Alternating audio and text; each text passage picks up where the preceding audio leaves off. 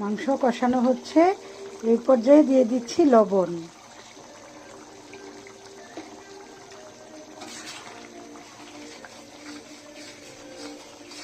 এখন লবণটাকেও ভালো করে মিক্স করে নিচ্ছি।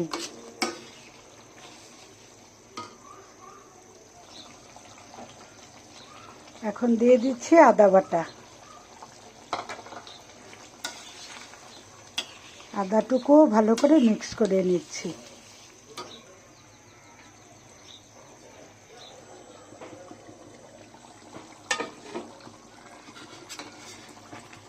এই তো হাঁস কষানো হয়ে গেছে।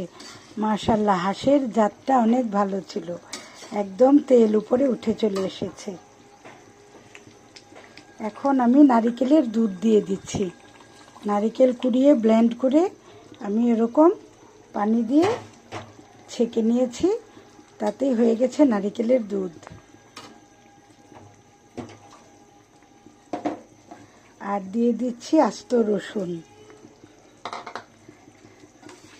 এখন চুলার আঁচটা লো মিডিয়াম হিটে রেখে একটু কষিয়ে নেব, তাহলেই হয়ে যাবে।